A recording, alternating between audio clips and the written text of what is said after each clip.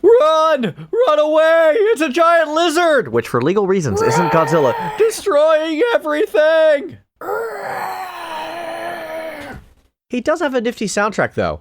Well, join us for a conversation about music for when things get big on this episode of Music Arcade. Hello, everyone. Welcome to Music Arcade. I'm Galen, the sound guy Firestone. I'm Monaco, and I'm enormous. And I'm Eddie, and I am officially not 20,000 foot high. Yeah, you're only 19,999, right? That's what I've heard. Tiny. Something like that. So, I'm not 100% certain how this topic got circulated in our brains. This one's Rana's fault, I think.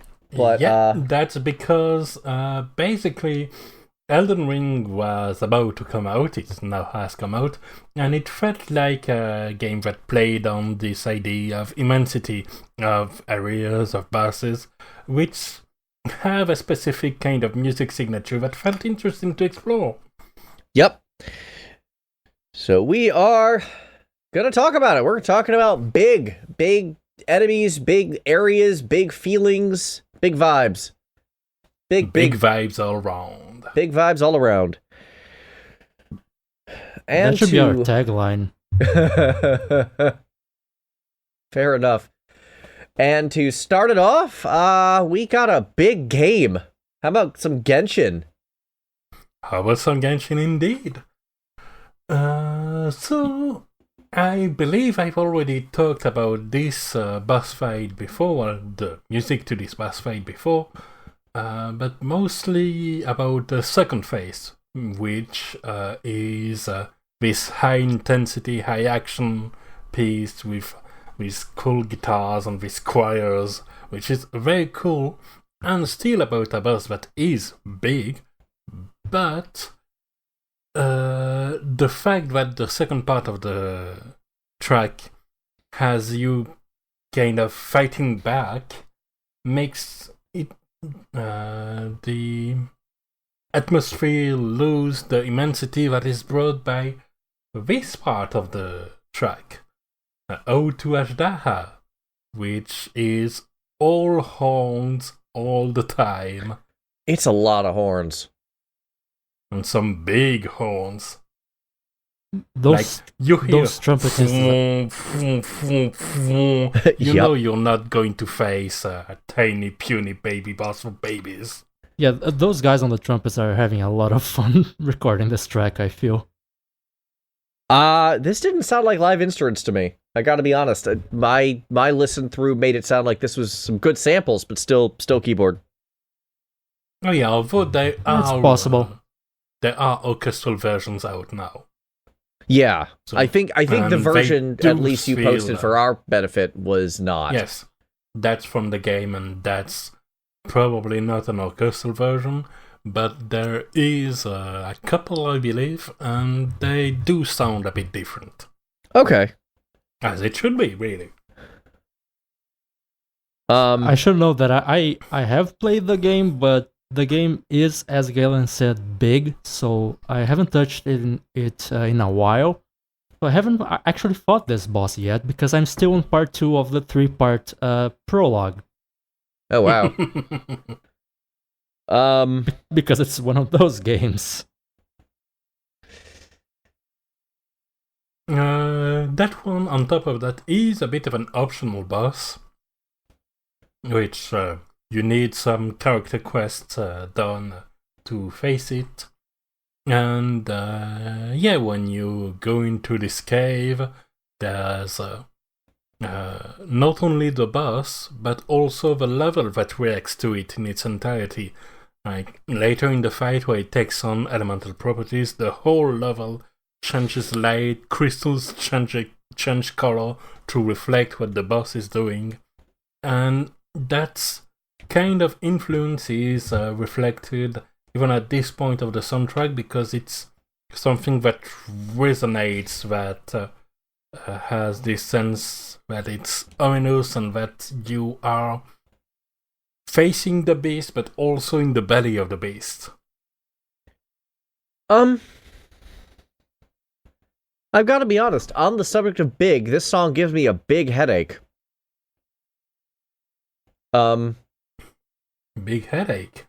I've got to be honest, this might be the first song, Rana, that you've ever posted that I've just flat out hated, like on a sonic level. Usually that's my job. Yeah, but I listened to this one and I'm like, I must bang on keyboard. I am angry. I did hear the keyboard noises. Yeah, I had a lot to say on this one.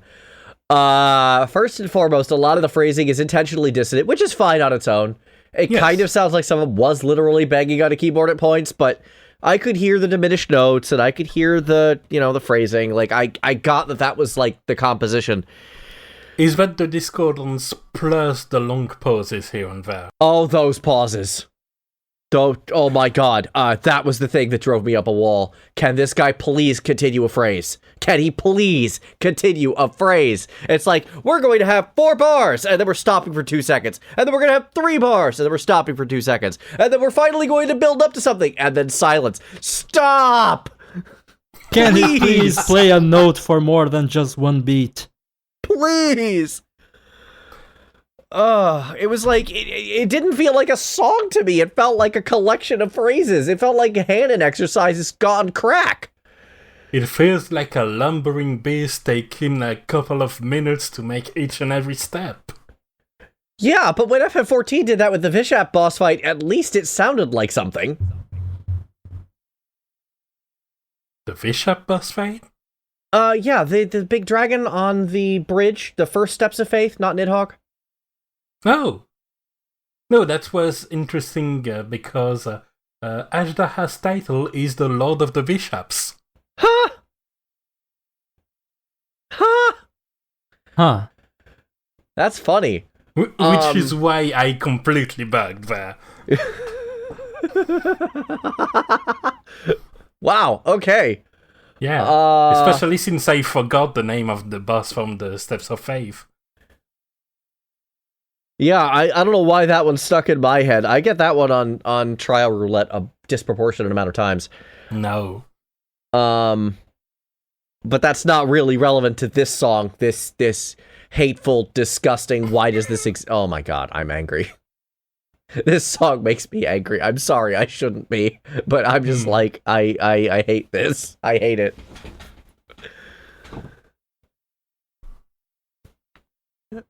Me, on the other hand, listen to this for the first time. I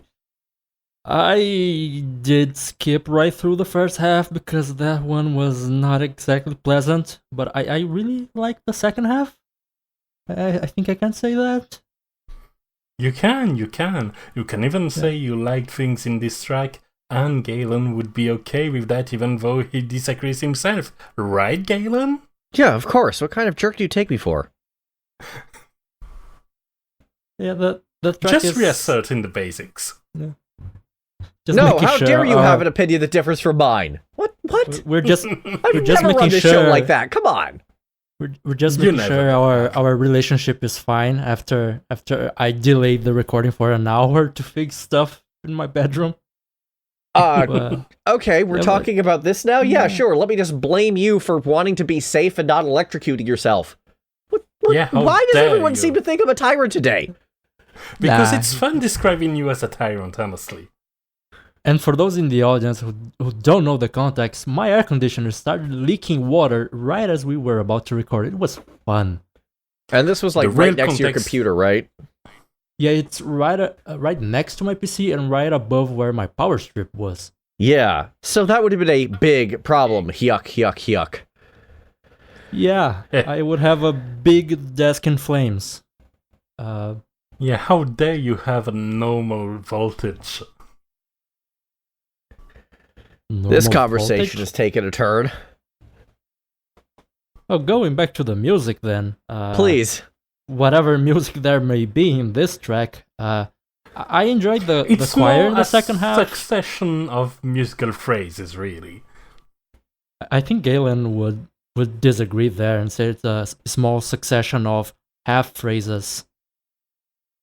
3 quarters. Ones. I'm going to split the difference here and say 3 quarters. 3 quarters of phrases. There we go. Compromises. I the first half of the track didn't do much for me either, but I enjoyed specifically the choir. I think that was the highlight of the second half for me. The choir wasn't bad. Apparently, the choirs use an ancient Chinese dialect, which is not regularly spoken. That's cool. Which adds to that built-up myths of this ancient imprisoned creature that has been liberated and is lumbering towards you. I'm just gonna say that, considering I almost brought to this episode a track whose title was in ancient Egyptian, we're gonna have a nice talk about dead languages later after the recording is over. Nice. Sweet. Because I'm interested now. I'm okay with that. I like those. Me? Well, how about we then move on to talk about whatever context this Elder Scrolls Online track is happening. Does it involve an ancient language as well? I don't know. Tell us about it. It doesn't have necessarily an ancient language, but it does have an ancient set of people who have disappeared. This is tonal architecture from Elder Scrolls Online, and the track's title is a reference to what they call dwarves in the lore, which are actually elves, because with the Elder Scrolls, nothing is easy to wrap your head around. Okay, so first thing, I didn't know that, but I immediately assumed that was related to the dwarves. Yeah, it's pretty much one of the tracks that play when you enter dungeons that are actually ruins from the dwarves. Because they have some cities, some underground cities that you can explore. And pretty much every single underground city ruin from the dwarves, not only in Elder Scrolls Online, but in the entire franchise, is huge, with big open spaces, gigantic brass pipes. Technically they aren't brass, they're magical metal from the franchise, but it's brass for all intents and purposes. Yeah. And it's very dark and full of steam and huge automatons, and it's very dangerous. And so we have a piece of music that would feel right at home in a horror game. Yeah, it feels like you're alone in the middle of a beached oil tanker. It's got this large, echoey vibe. Oh, I didn't catch the oil tanker thing, but now that you say that, yeah. Yeah.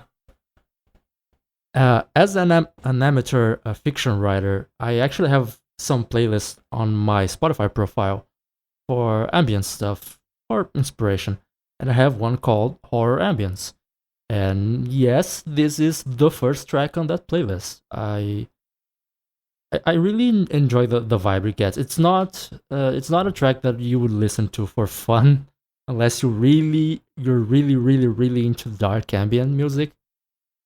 But it does its job really well. It does. Like, I identify the kind of civilization and the kind of atmosphere just by listening to it, no matter how subdued it is, and it is pretty ambient.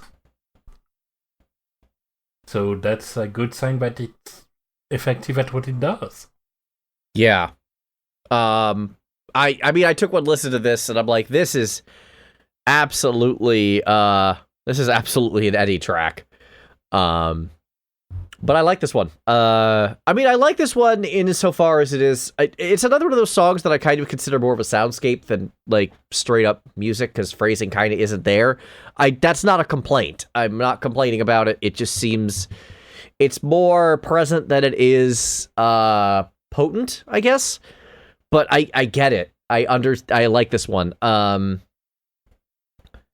We were talking about big vibes. It's got big vibes, and it's hard for me to describe it in musical terms for exactly the reason I just said. It doesn't strike me as song-like. The phrasing isn't there, so it's hard for me to... One of the things that contributes to the amplitude of the track is kind of how the more sound-like parts of the tracks have this reverb to it. It's very echoey. Yes. Normally, you kind of want a light touch with reverb because it can overpower very quickly, but I think it really works to this one's benefit. I mean, like all things in audio, there are rules, and then you gotta be smart enough to know when to break those rules. So exactly. This is one of these cases where something that would normally be considered wrong is actually optimal and very well used. And I say stopping a track mid-phrase 5 times in a row? It was not 5, it was boy. more like 15, or at least it felt that way. That song just, Going back to tonal architecture, Please. my only I would say regret, but I'm not the composer. But the only thing I sort of am not in favor of this track is that it's only present in an MMO where you don't really have that much room for ambience in dungeons because you have other players running around. Mm-hmm. It would have worked perfectly for the Dwarven dungeons in Skyrim, for example, where you can you can just put your lighting down and make things very dark and very menacing, and the traps in those dungeons in Skyrim do kill you really fast. But in an MMO, it's sort of it's a nice track and it works for the places it's used in, but it doesn't have the same impact it would have on a single player or local co-op game, in my opinion. But it does its job as best as it can. And Brad It's Derrick difficult to set up a worrying atmosphere when you're surrounded by 9 idiots. Yep. And especially considering in Elder Scrolls Online, the region's levels scale with you, so you can play things in any order. So you might be a level 5 with your very small, non-flashy skills, surrounded by Templars at max level, making everything flashy around you. While this track plays trying to make you afraid of the dark. I feel like that may not be a great fit. When the game first came out, you did have an order where you had to go through specific zones and dungeons in a specific order. But with the expansions, some people just didn't like the vanilla storyline, so they went, okay, everything will scale with you, you can play the storylines you want. So I imagine that when the song was first composed, I guess, weird term to use for this specific track since it's mostly ambience, but let's say composed. I imagine when it was first composed, it was with that in mind. Like, you wouldn't have so much stuff around you cluttering things and killing the ambience, killing the mood for the dungeon. Things just have changed a lot with ESO since release. Right. So I haven't played during release, so I can't imagine how it was at the time. But nowadays, you could be surrounded by people with much flashier abilities. So yeah, it's a missed opportunity that it's present in an MMO and not a single player game. But assuming Brad Derrick continues composing for the Elder Scrolls franchise in general, as he already composed for a mobile game called Elder Scrolls Blades. We might be seeing this kind of stuff actually used in a proper setting in Elder Scrolls 6, so who knows? You assume, bravely, that Elder Scrolls 6 will ever come out and it's not just going to be more Skyrim. That's a bold assumption, indeed. Look, I'm trying to be positive for the first time in my life. I'm not exactly a positive person, just let me have this one. Okay. I respect the attempt, but... I don't have that much faith on Bethesda either, but I'm trying Good. this new thing called optimism. I've heard it's good. It can be at times. That- I think it's not that all goes bad. terrible with your complexion, though. Because, I can see the case of a good track that fits the level, but not necessarily the context it's in. Yeah. I mean, sometimes the song's just good on its own. Yeah.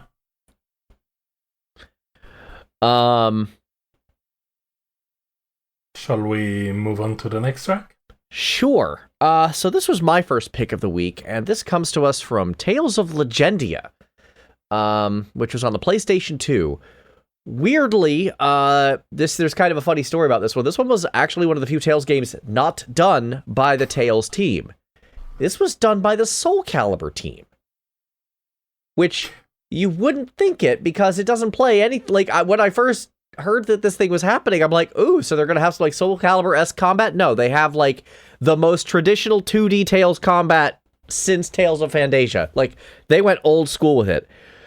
But one thing they did do was bring in a young upstart of a composer at the time by the name of Shiina, who more modern modern listeners will recognize as the composer for the God Eater series, Code Vein, one other later Tales game, Tales of Zestiria, in which he collaborated with series composer Rotei Sakuraba.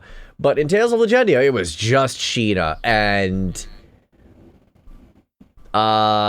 specifically, I picked the song Delkes Black Wings, which, while not dealing with a big person, was dealing with a really, really big moment. It's got really that feel of a culmination point in an adventure. Yeah. This was technically used as a boss fight. I say technically because it was this guy's theme that got shoehorned into his boss, like, several chapters later. But by the time it was playing when you were fighting him, you'd already heard it several times. So I'm considering more of a character/moment theme. But when he first shows up, he kind of throws most of the plot into disarray. And I totally forgotten this guy's name, unfortunately. Delkes is what he was. That was like his specific like subspecies/job/something. I forget what this dude's name was. It's been a very long time since I played it. This is one of those Tales games that I wish would get a full remaster, to be perfectly honest with you, despite Tales kind of not doing that. And the one time they did do that, it was an utter nightmare, so I'm not sure I actually want that.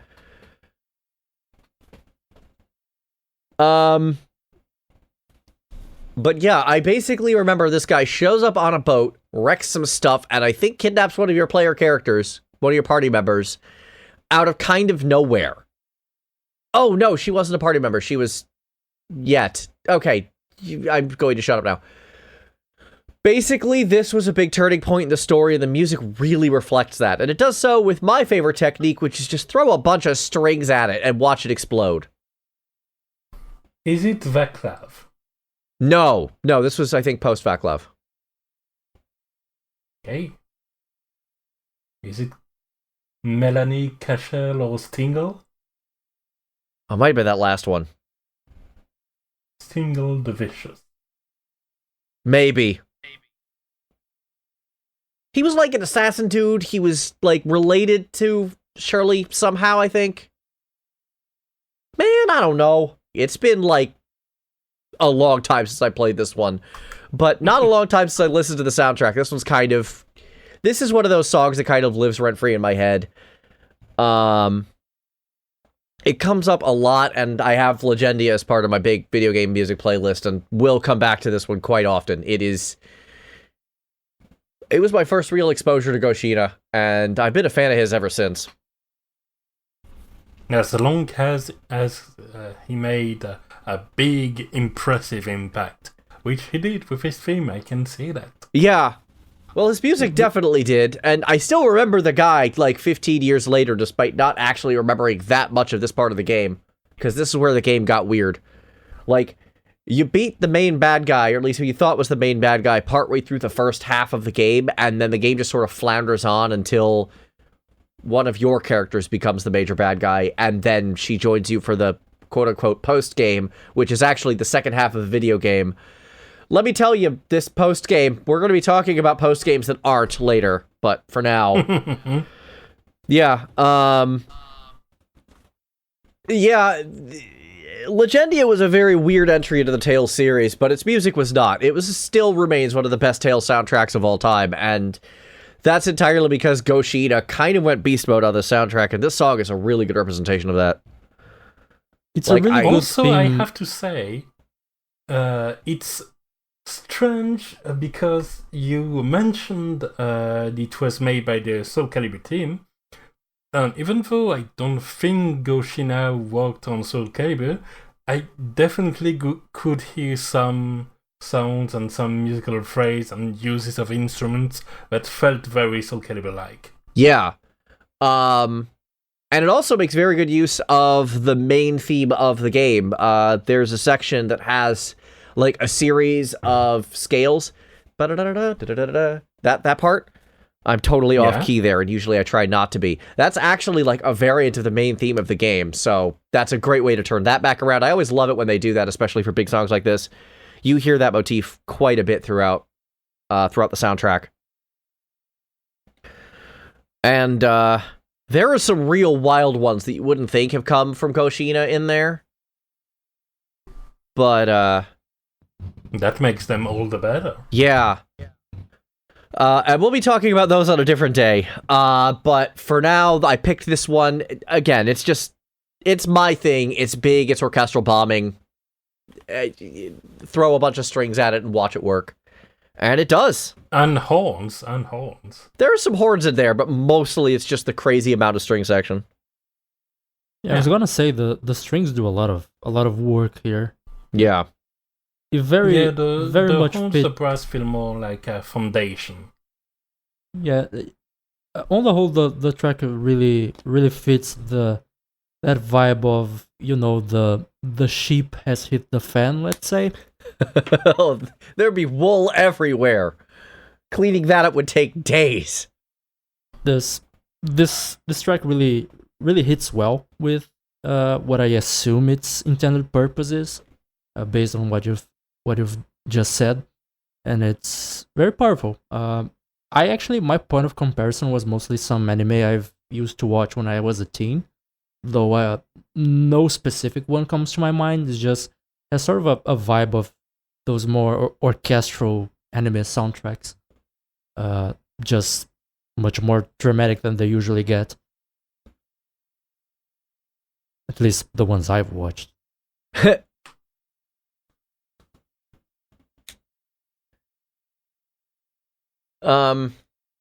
I can't say I've watched nearly as much anime. Mostly because the ones I have watched have kind of driven me up a wall, except for very specific releases, but that's not a conversation for today. But I appreciate that someone who hasn't heard this song before really got that it is dramatic, like right out of the gate. Like the message got across very well, which I think is the goal of any song in this vein, is to really kind of sell that. And then one thing... Well, no, go ahead. And, obviously that's not just, we are talking about big areas. I'm talking about a big moment. But sometimes just big places, like not even dungeons, are kind of a thing to do. And that brings us to our next song. Hey, Rana, take it away. Well, let's talk about some Final Fantasy XIV. There's plenty of big stuff right there, but the one that really stuck to mind after searching a little bit is a track named Solid, which is actually the day theme from one of the main cities of the game, Ishgard. As someone who has never listened to this track before today... Yes, I was going to ask about you precisely because of what we just said about conveying the right feeling for someone who hasn't heard the track for the first time. I was just going for a cheap joke that this track is solid, to be honest. But yeah, it's... Well, now you have to provide some insight as well. Yeah, or else it does. You look foolish. It does its job really well, if that's what you're asking. Good. What is its job? I feel like this track if it wasn't a Final Fantasy track, if it was some other game, and I was the one to bring it up, Galen would also have said that this is a me pick because it has organs all around it. And that's sort of my thing as well. And you can't go wrong with pipe organs when you want to convey that a place is pretty huge. And kind of looks a bit menacing based on the video I saw. Yeah, correct. You guys have played the game, so correct me if I'm wrong, but it looks basically like a huge stone gothic castle that towers above you, much like Dracula's castle from Castlevania. And also it's a cathedral. Yeah. Of course it is. Yeah, no, that's pretty accurate. It's a very religious castle city. Yeah. And it has this inaccessibility to it. It's basically surrounded by ravines. You can only cross through bridges that are ridiculously large. It's got overall... how to say? Basically, there's a term another friend of mine coined, which is MMO architecture. For all of those places in video games that are way too big for any human to reasonably use. Like, have you seen some of those stairways? You could have an entire neighborhood in those stairways, and it's just a normal passageway. Mm-hmm. But it's built like that in part because at launch, when you have 500 people firing through every corner, you still need some room to breathe and see things. But Ishgard is the place that absolutely earns, by its context and by its culture, the MMO architecture, even if it wasn't necessary. I'm gonna use that term in the future because Please do. That It's a good term. Really nice. It's a nice shorthand for a lot of things we find in MMOs. Yeah, exactly. And outside of MMOs, that's when it's the most jarring, honestly. It's when you have buildings and walkways that are like 5 houses wide. In MMOs, this idea kind of has a place because you have to have you have to leave room for a lot of players. Exactly. If it's a single player game, however, yeah, I would make the serious argument that FF14 is probably closer to a single player game than any other MMO I've played. Like, they really do push the single player experience. And they're working to push it even more. Yeah, but that's really not relevant for today or this conversation. Exactly. In the case of Ishgard, it looks impressive because its story requires it to be impressive, and it sounds impressive, at least in this part. There's actually 2 day themes to Ishgard, another one for the rich people land up closer to the cathedral, which is a lot less massive. You're kind of down in the, like, the lower class and machinist and military zone, and there's the Forgotten Night bar that's in there, and that's got its own music.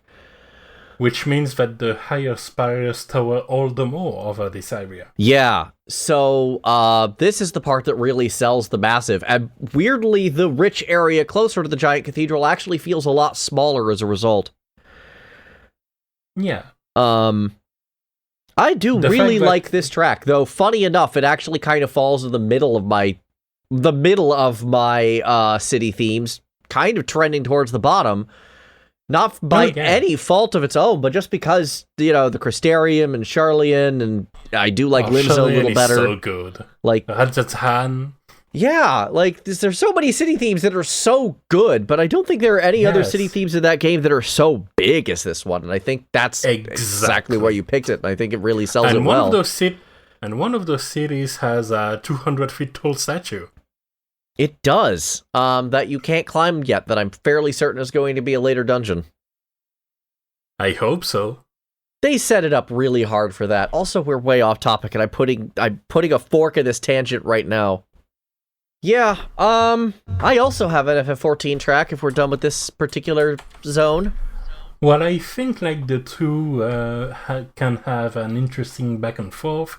So let's talk a little bit about other yet Undeciphered as well. Yeah, so this was a song that I wasn't going to add to this list, and I don't want to say I forgot. Like, I thought I was going to play something from FF14. I was thinking Heartless, which is the first fight with Omega MNF, which is a big moment, big song.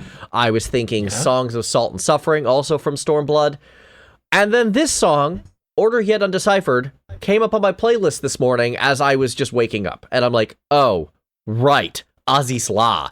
Let's talk about Azhdaha. You want to talk about a big, fancy, like, in-your-face area. Let's talk about this blast from the future. How about one with a giant battleship in the middle and 3 statues? 3 big statues, and let me tell you, cresting over that hill and hill, quote-unquote, on my brand new flying mount, and seeing the warring triad staring me in the face, which is a giant Final Fantasy VI fan, had me freaking out and squeeing like a madman. Oh, yeah. That was such an impressive, just over-the-top moment.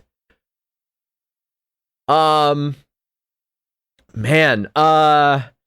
Azhdaha is not our first Allegan zone, but it's definitely the most, like... It is definitely the biggest in terms of scale, because it's this big floating island chain. Yeah, like, it's not the first elegant part of a place, but it's the only, so far, I believe, zone that is all elegant. Binding Coils. Yeah, but it's not a fully explorable area.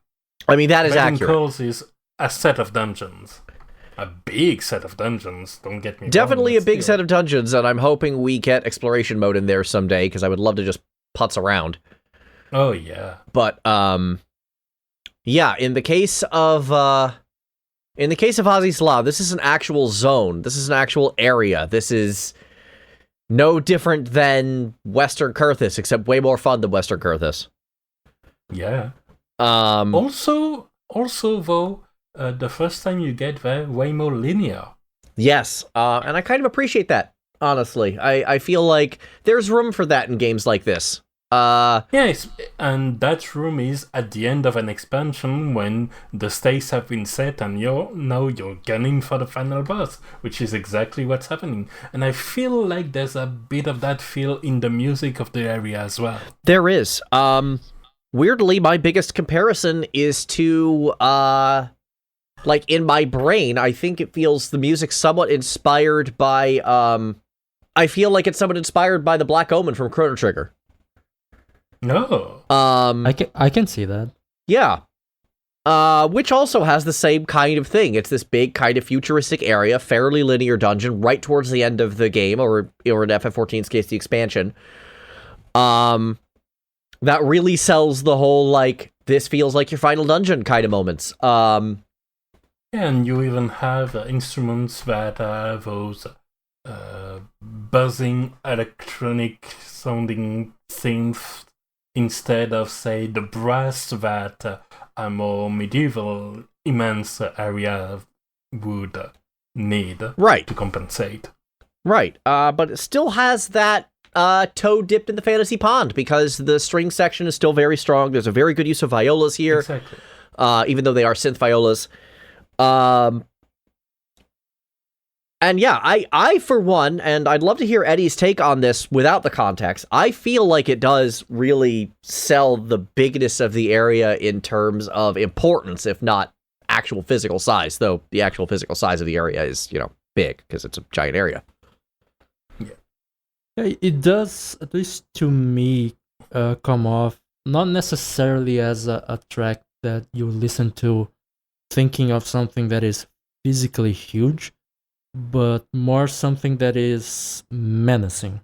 In fact, while listening to this, I actually kind of felt like, not by, I don't mean this as any sort of negative criticism, just an observation. It kind of fit. You could make a bullet point list of things that you find in end dungeon themes in JRPGs, particularly those by Square. Mm-hmm. Like it has synths, it has pipe organs, it has a lot of strings, it is bombastic, it is all of that. So that kind of makes sense, you saying that, since the very first final dungeon was this southern future tech bit inside of a fantasy setting. Yeah, and based on the images that I saw, the comparison to the Black Omen from Chrono Trigger seems pretty apt, because it's also a floating fortress with a lot of neon lights. Mm-hmm. It sells the danger of the situation more than the scale of the actual place, but it does it really effectively. I like that assessment. That makes me happy. I'm glad that could get sold.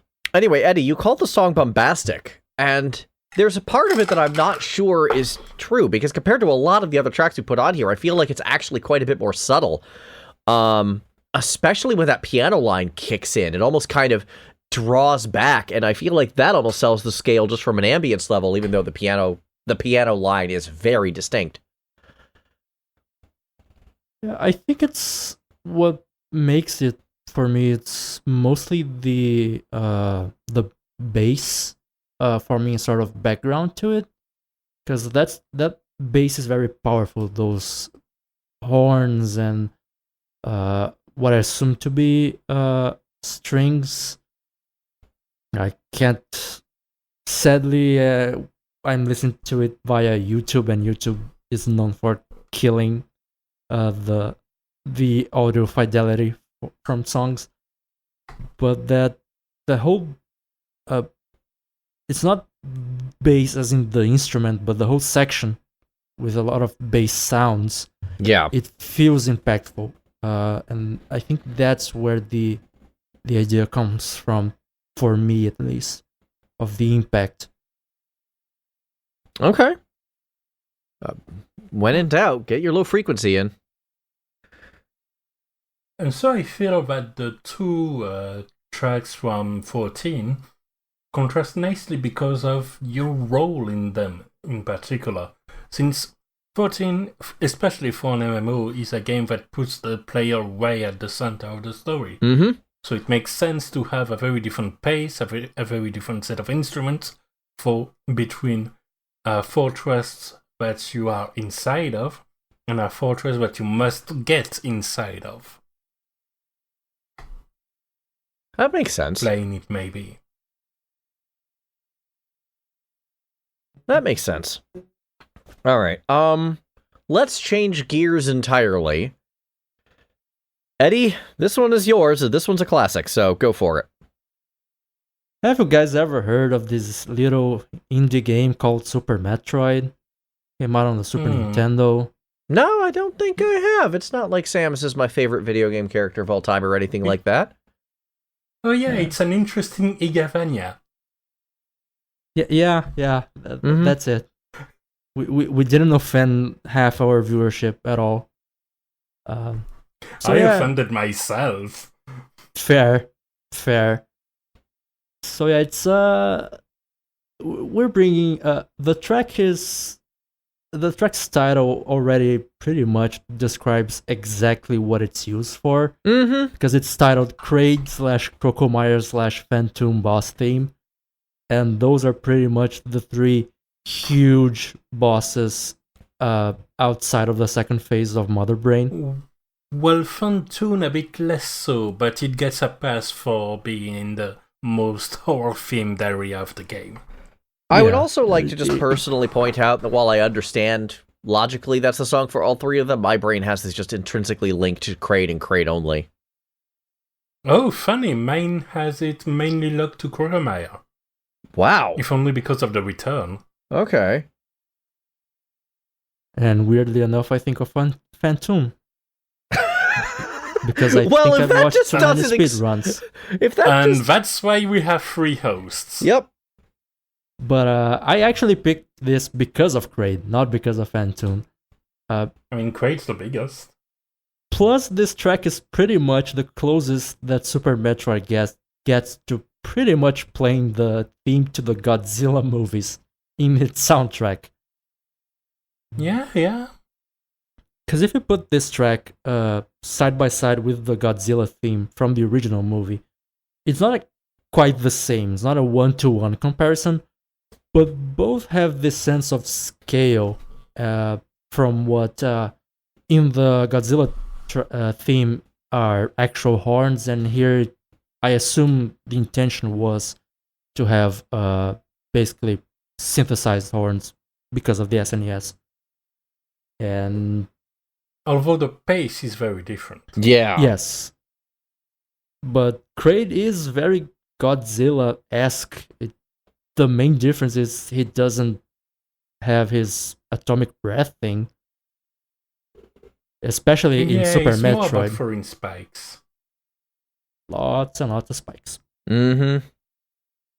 But I think the 3 bosses that are concerned are pretty interesting choices. Like, I think that there's a lot of common thread between those 3 because all 3 seem to drop something on you. You have Kraid that's just this enormous wall-sized monster. Then you have Crocomire that just runs at you, dies, and runs at you again. Mm-hmm. And you have Phantoon, which, as I said, is in the most horror-themed area and is all creepy-like. And in all 3, you have this sense not only that the threat is building size, but that this building is collapsing on you because it's angry.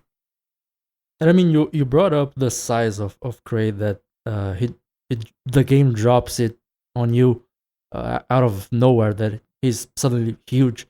For people who actually played this after the original Metroid, the original Metroid had Kraid be the same size as Samus. Yeah. On Super And Metroid, you actually fight that Kraid outside of Big Kraid's boss room, so... Yeah, and then you get into the boss door and you find the actual Kraid. So it really does drop that on you. Yeah. It's not like they use that weirdo plot twist again in any other Metroid games or anything like that. Wink, wink. I have no idea what you're talking about. That's entirely original. Entirely original and limited to this game. Prime 4, now in development. I don't care about Prime 4. Just let me have more from the team that did Dread, please. Oh, absolutely. That game's so good. I do forget if there was a unfortunately, because this song is so intrinsically connected to Kraid, I don't remember if a remix of this song was used for Kraid and Dread. Spoiler, Kraid's in Dread. That's what we've been joking about. Did they remix this song for that? I don't remember. I hate that I don't remember. I just checked. The Phantoon fight from Other M doesn't reuse it, but the Kraid battle from Dread, it's not the same, but it has a lot of similarities. Okay, fair enough. So maybe they use it as inspiration, or maybe it's a remix that completely redoes the melody. I mean, at that point, is it even a remix anymore? Who knows? And one thing that I find interesting with this track is how it somehow works in 3 entirely different and entirely unique environments in the game. Because you fight Kraid in a huge arena that's the size of 4 regular rooms, 4 entire screens, and it's all green and kind of mossy. You fight Crocomire essentially in a place full of fire, and you defeat him by dropping him on lava. And Phantoon is in a wrecked ship with a lot of ghost-like enemies around. But the track doesn't feel out of place for any of them. Yeah, exactly. going from one huge lizard-like boss enemy like Kraid to another, we have a theme from Yoshi's Island. You know, Yeah. you put the question mark on that, but no, this fits. This really does. Oh, it does. It does. It Yeah, just but I it's understand at the unexpected. same time the question mark, because all of the games no, of a That was well, more like yes. Yep. And happy, merry, colorful song, and suddenly you have probably one of the most metal tracks in the entire Super Nintendo library. it's up there. Like there's I think a couple of Capcom like beat 'em ups that might be a little more metal, and then again X Hunters from Mega Man X2, Yes. but generally speaking, yeah, this one's heavy, man. Yeah, it is. I Um mean, one of the features that the Super NES loved to show off was the Mod 7, which allowed them to distort or indeed enlarge sprites. And they use that for things like this. Having a boss that starts pretty normal size compared to your character, and then go big, except this time it goes so big, it breaks out of the screen completely, and suddenly becomes a looming shadow creeping in the distance. I mean, I compared Kraid to Godzilla earlier, but this boss fight really feels like you're one of those civilians watching Godzilla come into the city in the movies. Yeah, 'Cause- except Godzilla in this case isn't just roaming around and using an atomic beam, it's running straight at you because it wants to punch you out of existence. Yep. You're not And just the baby one. who word you on. Yeah, you're not just a civilian. You're the civilian that he wants to kill, and he's pissed. Yeah, but unlike those Exactly. civilians, you can and are in fact kind of required to fight back by, Yeah. doing the Yoshi's Island thing of throwing gigantic eggs into the background in what is honestly really janky controls and yet somehow incredibly endearing because of just how unique it was for the time. Yeah, it's a situation where the closest you are to losing, the easier it gets because the sprite is bigger and as a result, easier to aim at. Yep. And so through this, as a break from this happy-go-lucky game, with these tropical sounds, you have this bit that starts with the looming thread growing and growing, and then the main loop is just this high-speed guitar. And yeah, it comes out of the blue, and it just makes you sweat immediately, and you know you're not going to be in for an easy time in this boss fight. And shout outs to actually making him look threatening in a game where the entire shtick of the aesthetics was that it looked like a kid's drawing. Yeah, exactly. I mean, Giant Baby Bowser Battle is the name of the track. It's inherently silly. It's a bit of a roller coaster. You got Giant Baby Bowser Battle. It's Yeah, it's kind of like Minsk Giant Space Hamster. I'm sorry, What? miniature Giant Space Hamster. Okay, I was about to make a point, but now my brain has been derailed by the idea of a giant space hamster. What game is this? That would be Dungeons and Dragons, technically. Baldur's Gate 2, for this case. For the miniature space hamster, the giant space hamster are actually a part of the Spelljammer lore. okay. D&D can get weird sometimes. Yes, and so you have a character named Minsk, which claims to have a miniature giant space hamster named Boo, which is a regular sized hamster. I'm going to get this kind of back on track. So, luck. we were talking earlier during the Super Metroid segment about mental comparisons, and it's like, well, yes, I recognize that this is the song from Yoshi's Island 2. My brain actually associates it with a different game, and that is the Super Mario World ROM hack Invictus by Just Cook, which kind of ushered in what became a golden age of ROM hacking a few years ago. No, absolutely. And this was used for that final boss, a mix that was even more metal by just taking this exact MIDI and putting it through completely different instruments that were just somehow harder. It's like Just Cook knows something about making a track sound metal. Right? Crazy. Yeah. So for those of you who don't know, Just Cook is the guitarist for the band Triamera. He is also, which is a metalcore band. They have actually performed with a lot of big metal guys. He kept talking about, when they were performing with Children of Bodom, performing with Killswitch Engage, stuff like that. So while the band itself is kind of semi-defunct-ish, he has a big history in heavy metal, and he's probably the most metalhead of any of the Mario community.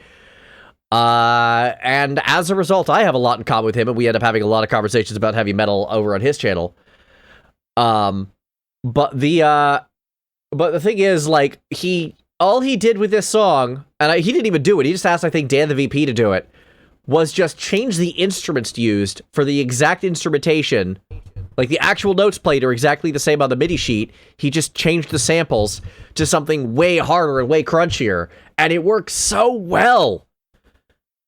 Yeah, especially for a ROM hack like that. Yeah. Because that's the exact pace you want to reach. Exactly. And to be perfectly honest, I would also say that qualifies for something big, because that was a big meta moment in Mario ROM hacking and in gaming. Because that really kind of took ROM hacking to the next level and did things that no one else really did, and started making use of new functions, ASM, assembly machine code. So Double bigness. Yeah, so I think it still qualifies, even if you qualified it as from Invictus, because of how big that game was in a meta sense. Yeah, it really a track that can be reappropriated in that sense, and it works both ways. Yeah. Which is wonderful, because it's a very good track that left quite an impression on a 12-year-old Ranako. It left quite an impression on, I don't know how old I was, young Galen. So, yeah, that's correct. But even despite that, it's still, like, in my head as the Invictus song. Yeah. I would say that it left an impression on me, but I never beat the game as a child because I suck at gaming. But, yeah. The game was very challenging for a youngin'. I will not deny you that. Now then, let's move to the official huge Colossus block. Yeah, so this is kind of breaking my own personal rules, because this is a song I've actively talked about before on this show. But when we're talking about an episode of Colossi and bigness and immensity, there's only one song that pops into my head, like, instantly, and I'm like, I could skip this, but that would be doing a disservice. And that is from... Yeah, that was literally the first thing you talked about the moment the episode theme was dropped. Yeah, I've been saying it lives rent-free in my head, and it does. This is one of my favorite boss tracks of all time. Like, it doesn't get much better than this, and that is from NieR Gestalt and Replicant, The Dark Colossus Destroys All. I have spoken about this one at length. I'm going to speak about it again because I don't know what you want from me. Now, I do have a question. Okay. Go on. We talked about Godzilla a couple of times already. Yeah. And about the civilian point of view, which is where Godzilla looks the largest. Mm-hmm. Would you say the plaintive choirs in a track such as The Dark Colossus Destroys All convey a similar point of view? I mean, yes, because that's also what happened in the game, except the difference is this civilian has a gigantic sword and magic, and a very snarky book and a couple of friends who could do something about it. Okay, so for you, these are not the voices of the bystanders. These are the voices. I don't know what they're. I'm trying to say they seem to be the voices of outsiders, voices of speak not of the Watchers, hear not of the Watchers, etc. Like I get the impression this is from someone outside this village looking in at this mess. Honestly, Alright. the image that the chanting conjures in my mind is basically that, well, this is the end of the world, and these are the angels singing the second coming of Christ. Because they are very ethereal and holy sounding. And, Interesting. But they're clearly not there to sound pretty. They're there to announce that something pretty big is coming. And something pretty big is. This was one of the seminal moments in NieR Gestalt. This is one. I'm sorry. For a moment when you said something pretty big is coming, I just imagine clickbait listicles. 7 calamities that are coming to you. You'll never guess what number 4 is. We are not Watch Mojo. Exactly. Sorry to interrupt. Yeah. This had to get out of my head. No problem. Yeah, this is one of the big iconic moments. Throughout the entire game up to this point, you've been fighting these shades and etc., etc., etc. And then all of a sudden, you have an injured Emil come into the village like, something's coming, this music starts playing, and a gigantic hecking shade comes over the village wall, and now all of a sudden, it's a giant race to beat this thing up. This was your safe haven, this was your home. Now it's under direct attack from essentially a dark Colossus trying to destroy all. The title is very apt. It is. This song blew me away when I first heard it. It still blows me away to this day. I've heard it live now twice as one of the only good songs represented from NieR 1 in that concert that was not as good as it thought it was. And let me tell you, that image of the Jack of Hearts coming over the... Jack of Hearts, is that right? Knave of Hearts, excuse me. The Knave of Hearts coming over the wall. Knave of Hearts, am I wrong again? Damn it, what is this thing's name? First boss of Tower of Paradigm's Breach, help me out here. Here's the thing, when you said Jack, it sounded right, but when you said Knave, it also sounded right. Yeah, you could see my problem. Yeah. The big boy of hearts. The big boy of hearts. Okay, whatever. Big boy with an eye. No, he's not half of Outcast. Damn it. You set me up for that one. What was I supposed to do? Not take the bait? Come on. Anyway, so I forgot this thing's name. I'll look it up. It's either the Jack of Hearts or the Knave of Hearts, but it's big. It's big. So it definitely fits the theme. But the thing is, it's also big on a personal level, because this was, like, at this point, I was already, like, completely in love with NieR's soundtrack, because we already had, like, Hills of Radiant Wind, and Cold Steel Coffin, and even the Ultimate Weapon, or at least parts of it. Some of these just, like, all-time in-my-head versions, and then here comes this boss theme to end all boss themes, to the point where the actual technical final boss theme doesn't hold a candle to this one. And I'm just like... 10 years later, nothing else has even come close. Nothing else has even come close to matching the immensity of it. Its own remix in NieR Automata is kind of a pale imitation of this song. I cannot say that I've heard that one, but I can imagine it's not an easy track to copy, let's say. I mean... Let me put it this way, when you get it this right the first time, there's only one way to go, and that's down. You're not wrong. Like, what is there to say about this song? It's huge, it's bombastic, it does things with chorus that haven't really been done to the same degree, other than One Winged Angel itself. And like you said, there's really this feeling, especially at the start of this intrusion, this breach into your safe haven, which isn't safe nor haven anymore. And yet, as the fight proceeds, this more heroic aspect of fighting back that remains much more on the lowdown compared to the immensity of the Colossus ahead of you. But yeah, you are still looking back at it directly and fighting back. Yeah. I Honestly, will say... Sorry, go on. I've never actually played NieR Replicant or NieR Gestalt, but based on your description of how it goes, I think that explains a lot of why I had that vibe of like a holy choir or something.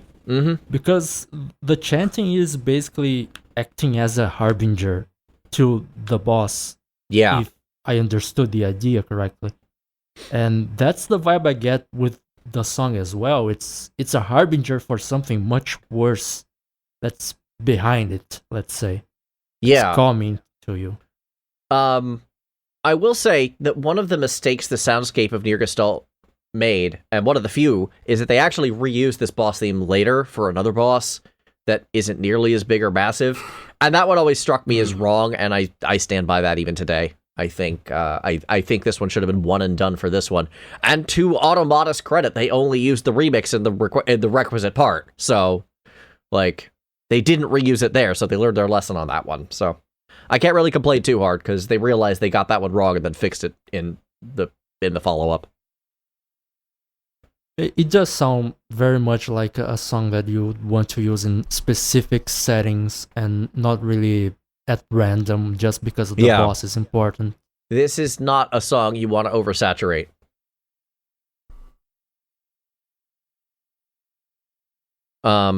Despite me listening to it on a near weekly basis, pretty much since it came out, and I'm still not tired of it, and will never be tired of it. And as Rena said, the second he mentioned a big episode, I'm like, I gotta talk about this. It's the Dark Colossus destroys all. What do you want from me? You don't want to oversaturate, except I do. Oh no. Now then, from one Colossus to another, take it away, Eddie. So, we're off to talk about another game with some interesting bosses, God of War 2. This track, called The End Begins, is technically the title theme to the game, but its main phrase, its main leitmotif gets used throughout the entire game, mostly when you're busy killing gods.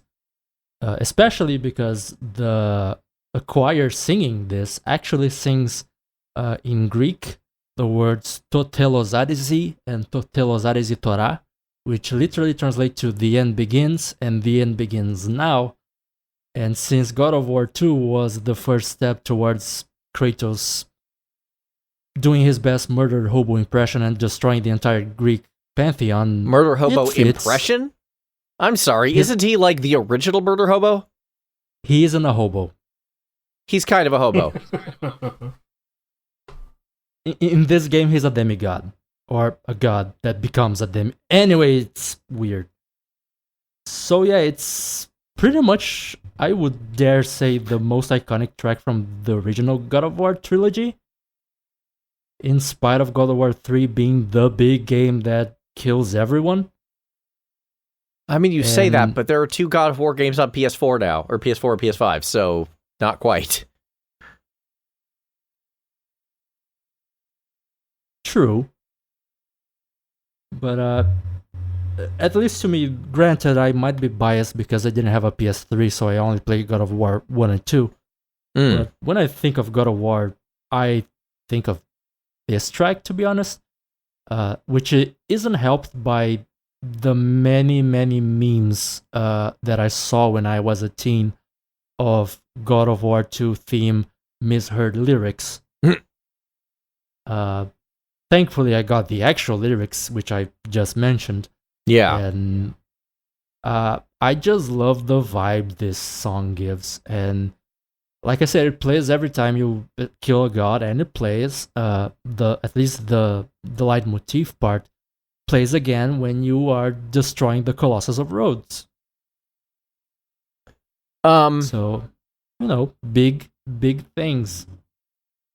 I don't have the same kind of memories of this game that I only played through it the once. I'm not the biggest God of War fan, but I do appreciate this song quite a bit. This isn't the song from the God of War series that I heard at Video Games Live, but it is still quite a good one. To be fair, I was in my edgy teenager phase when I played the game, so I think I liked it a fair amount more than I would like it nowadays. Yeah, I'm pretty sure listening to it back again, I grew twice as many chest hair as I had before. It's just this very vile track that goes more la la la la la. It's like be an angry god killer. It's like Gerard Marino went.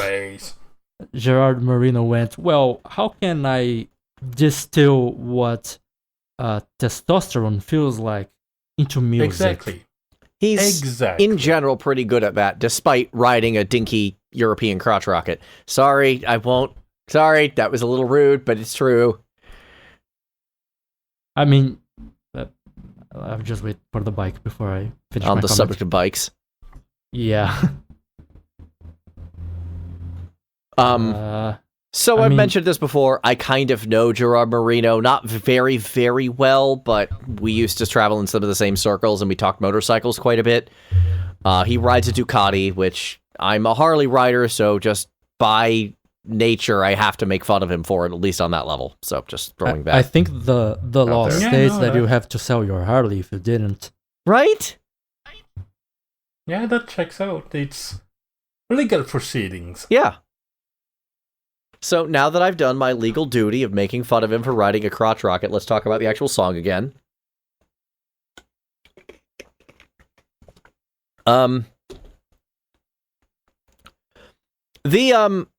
The song that I remember most from the God of War soundtrack isn't this one. It's a similar one, obviously, because, you know, the series has a vibe.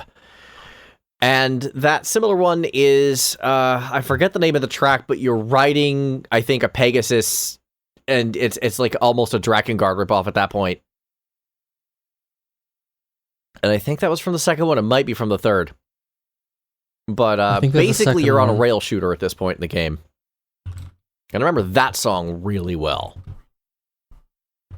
I believe that's the second one. Yeah.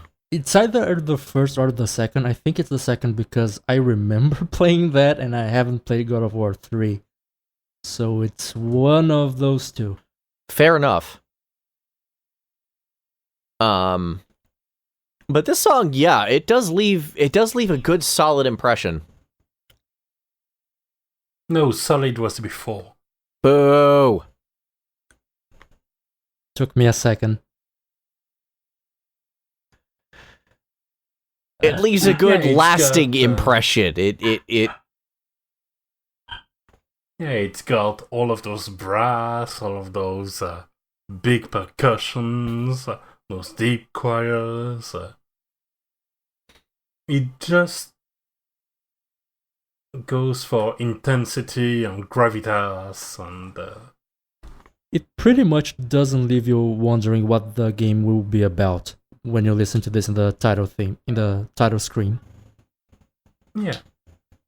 And the odd thing, considering the theme of this episode, is that for all intents and purposes, rather than being about one of the giant enemies you're fighting, I feel like it's mostly about the player character. It's about Kratos. Who is himself very iconic and very big in that regard. Like, I would describe him as probably the PlayStation's biggest mascot at this point. Yeah. I think that's a fair assessment. And based on the track's title alone, The End Begins, I think it is pretty much a character theme for the guy who's bringing the end. Right. Because sometimes the size of the character doesn't matter, it's the size of his all-encompassing anger that does. And it occurs his to me only that none of us picked a song from Asura's Wrath. Never played it myself. Haven't played it either. I did watch a playthrough, which is 90% like playing it. It's close. According to Nintendo, it's 100% like playing it. Yeah. But let's not get there. Because of Nintendo's regular assault on diverse channels and DMCA strikes, that doesn't have a direct relation to Azura's Wrath specifically, but I understand the joke. You are sane, Eddie. And with that, let's actually go ahead and bring up our last song of the regular episode, since I have some comments tying these two together. Take it away, Brando. Grotesque Figures is the track that plays, I believe, when you first see Colossus in Shadow of the Colossus. And it's quite an introduction. It is.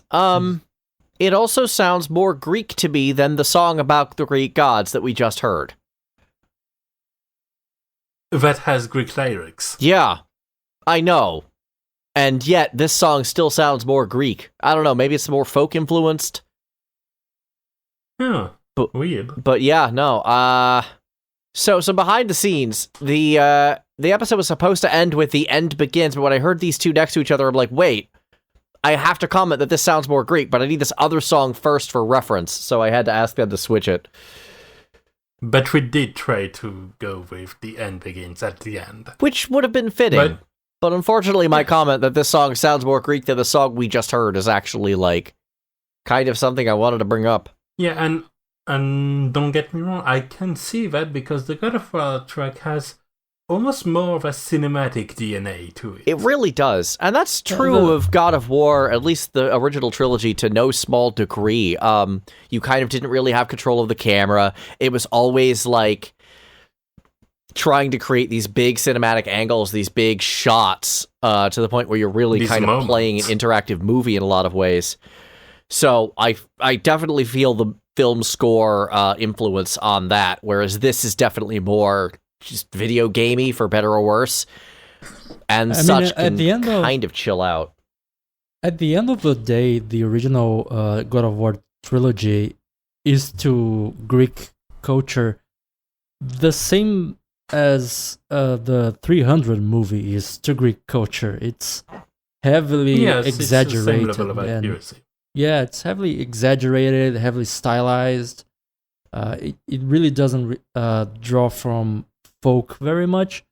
I can't comment on the most recent game, which is more Nordic. I don't know how much that ties into actual Nordic music.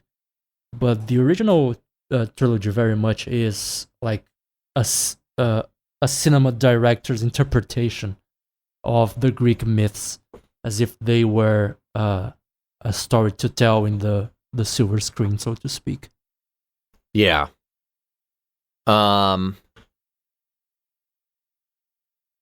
So anyway, Shadow of the Colossus. Right.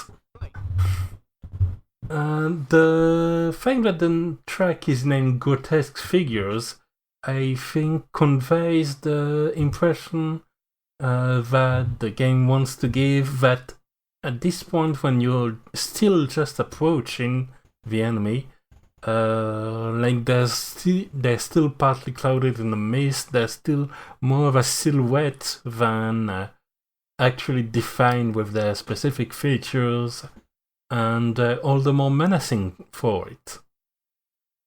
Kinda shrouded in the same kind of concealing distant immense darkness as Giant Baby Bowser, ironically.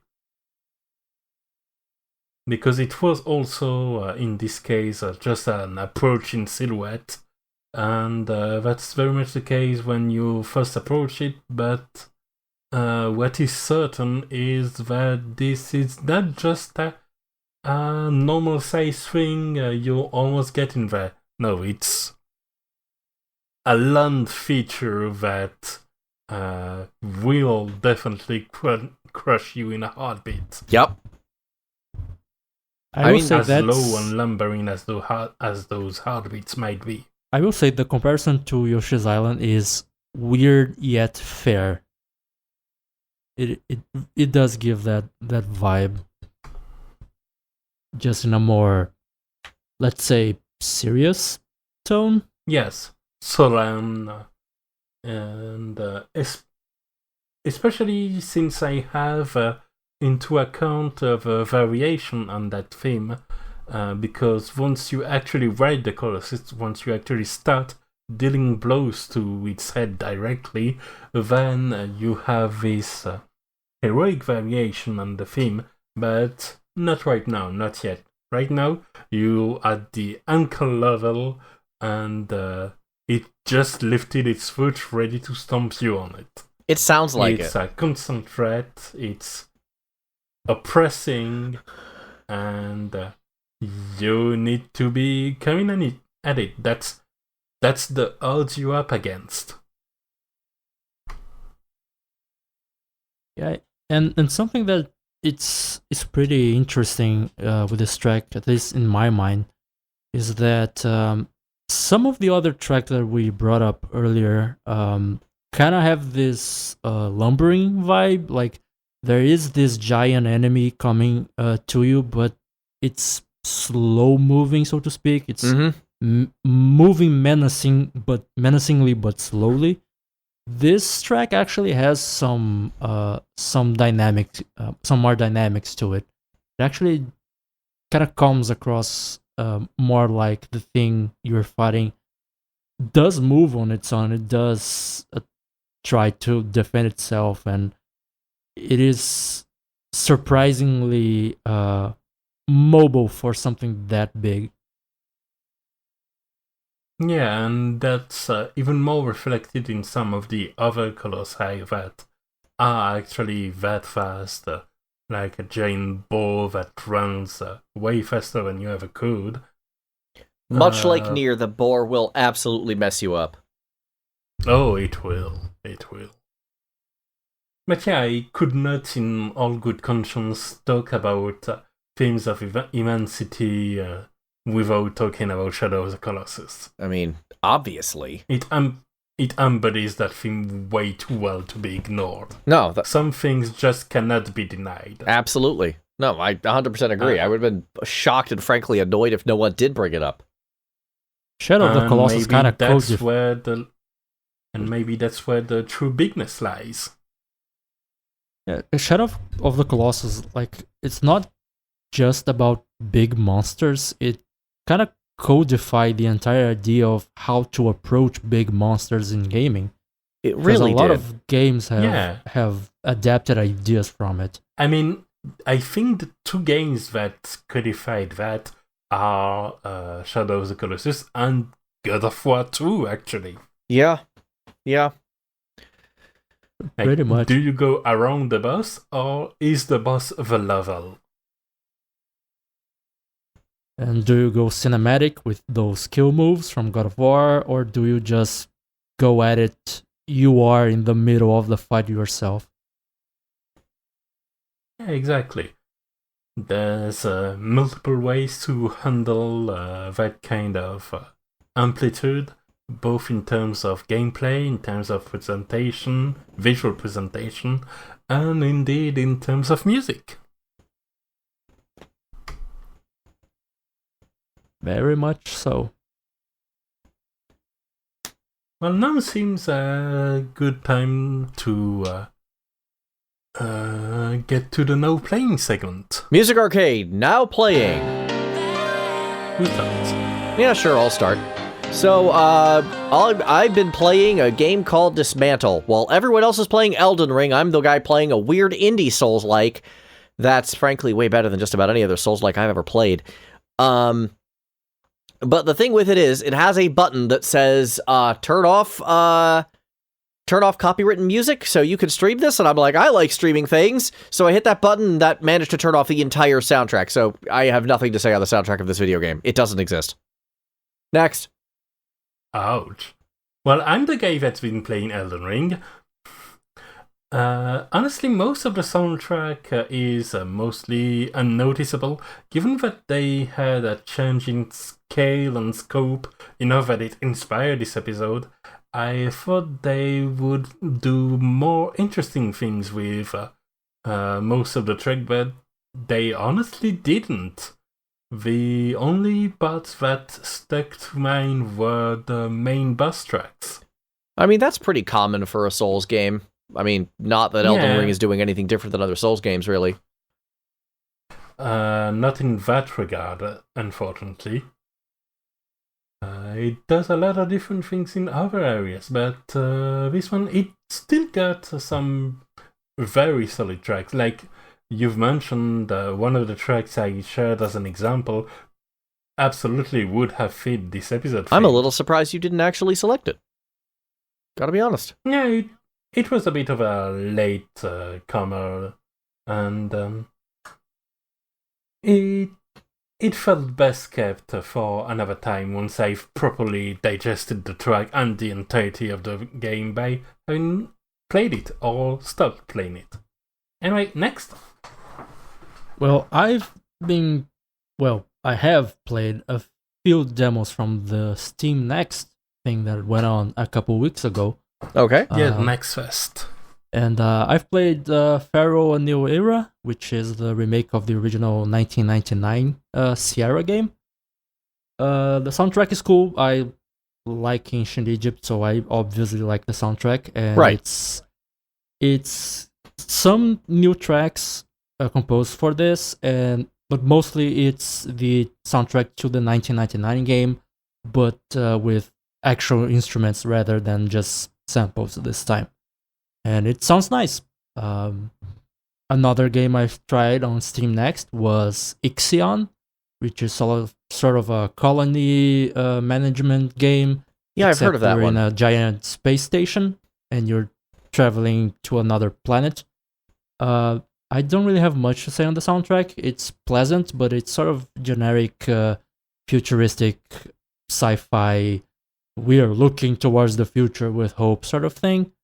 Though the game has some dark elements that I want to see them explored in the final release. And another demo that I've tried was the prologue/demo to Builders of Egypt. You might have noticed I do really like Egypt. Really? Yeah, who could tell? Compared to Pharaoh: A New Era, the soundtrack to this game didn't stick out too much to me. The graphics did, it looks beautiful, but the soundtrack was there for the most part. It sounded nice, of course, because I love Egypt, but nothing really caught my attention that much. I'm hijacking your section real quick to mention that during the Next Fest I also play one of the demos, which is the one for Neon White, which has some very nice fast-paced future, very aerial, breezy music that correspond to the game high action pace and make you want to try to get those last milliseconds on your level time. Okay, so I've also been continuing my journey in Pokemon Legends Arceus. No, I will not pronounce it Arceus, don't ask.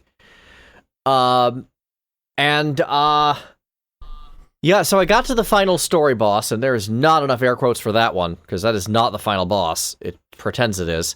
But that one had a pretty cool theme, gotta be honest. I like how the bosses work in Pokemon Legends Arceus. They make me happy. Pokemon tends to have surprisingly good soundtrack all the time, which means at this point it shouldn't be a surprise anymore, but what do you know? And then finally, I'm still playing Arknights. The new contingency contract came out. So CC Operation Wild Scales has 2 songs of note. The first being the lobby theme, which is this reggaeton-inspired R&B, which is competent. It's not my style. It doesn't get me pumped like some of the other ones.